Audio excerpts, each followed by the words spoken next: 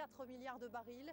Des puits comme celui-là, il y en a déjà 8000 dans la région. Il pourrait y en avoir 50 000 dans 20 ans. Et c'est une nouvelle technique, la fracturation hydraulique, qui a permis récemment d'exploiter ce gaz et ce pétrole de schiste. Cette technique a été interdite en France pour des raisons écologiques. En Amérique, elle est tout simplement devenue le meilleur moyen de faire fortune. Vous pouvez voir des puits ici et là, et encore derrière la colline, et d'autres encore là-bas. Pas besoin de rouler longtemps pour tomber sur leur silhouette nonchalante. Et à chaque mouvement, parce que les puits sont installés sur ces terres, Tom Heinle devient un peu plus riche. Les compagnies pétrolières lui ont déjà versé 200 000 $ et il est loin d'être le seul. Ça va rapporter des milliers de dollars pendant des années. Vous voyez ce que je veux dire? Ça peut durer 50 ans. Ici, les gens étaient pauvres et ils sont devenus millionnaires. Et aujourd'hui, ils ne savent pas quoi faire de tout cet argent. La rançon d'une telle fortune ne se fait pas attendre. L'endroit, avant si tranquille, est devenu un chantier permanent.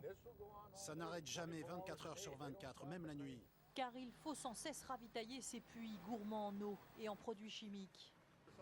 Parfois, on peut faire jusqu'à 500 km par jour, c'est énorme. Tout ça, ça me fait penser à la ruée vers l'or. À quelques centaines de mètres, d'autres forages se préparent déjà. Ici, le pétrole coule tellement à flot que les pipelines souterrains sont saturés. Alors, tous les 50 km, une gare a surgi au milieu de nulle part. Et pour toucher du doigt ces millions de dollars générés en si peu de temps, il faut aller chez le concessionnaire de corvettes du coin, devenu le meilleur vendeur du Middle West. On a vendu celle-là ce matin, 115 000 $. Et qui était le client? Un gars d'ici. Les puits du Dakota du Nord sont si rentables qu'ici on laisse 30% de la production de gaz partir en fumée. Un gaspillage et une pollution bien plus élevés qu'ailleurs. Mais vous ne trouverez pas grand monde pour critiquer la poule aux œufs d'or.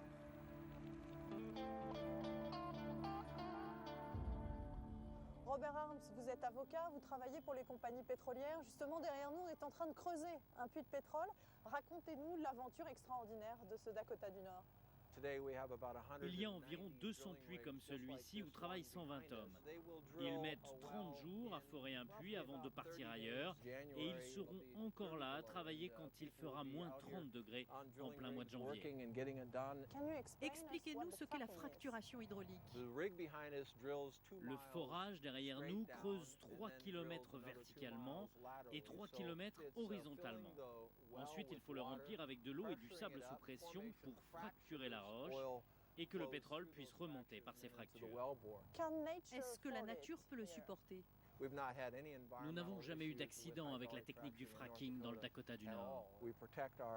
Nous préservons les nappes phréatiques en protégeant les puits.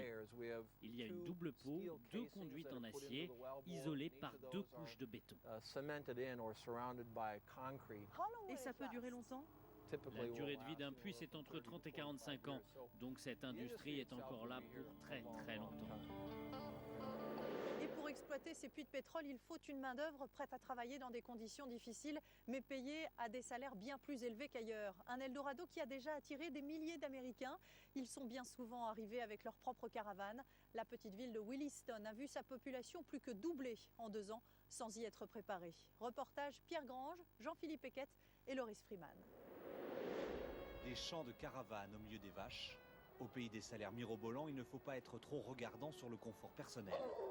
Tout le monde se prépare à un hiver rigoureux. Dans ces grandes plaines, il fait parfois moins 30.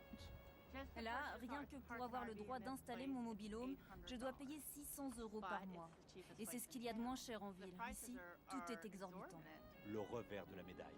Avant de rencontrer l'Eldorado, les derniers arrivés poussent la porte d'un pasteur pour passer la nuit. Là où le brut coule à flot, il n'y a aucune chambre d'hôtel disponible. À chaque fois que l'un d'entre vous entre ici, je me dis, Seigneur, non, pas encore un. Mais au fond, je vais vous dire, vous êtes un don du ciel.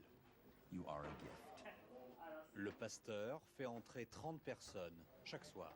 Les autres dorment sur le parking, après leur journée dans l'industrie pétrolière. C'est ça le rêve américain, parce qu'on a tous la chance de travailler.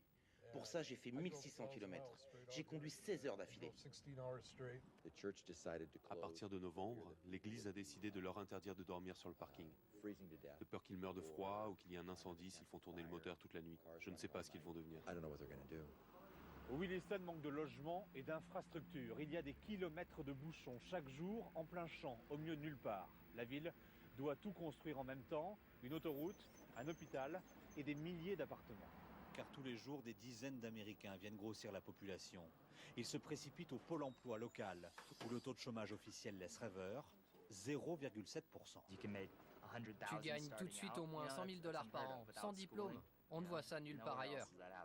Et au sous-sol, ce sont les employeurs qui tentent de convaincre les ouvriers de travailler pour eux. Ils promettent 6 000 € par mois minimum et ce que tout le monde attend, un logement. Ils viennent de monter des préfabriqués, les mêmes que ceux installés en Irak autour des puits de pétrole. On vit à Williston comme sur une plateforme en haute mer, 12 heures de travail par jour, en attendant les semaines de repos, loin d'ici.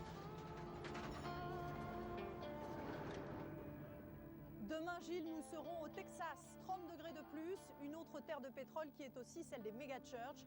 Ces églises géantes accueillent chaque week-end des milliers de fidèles pour qui, vous le verrez, la religion et la politique sont indissociables.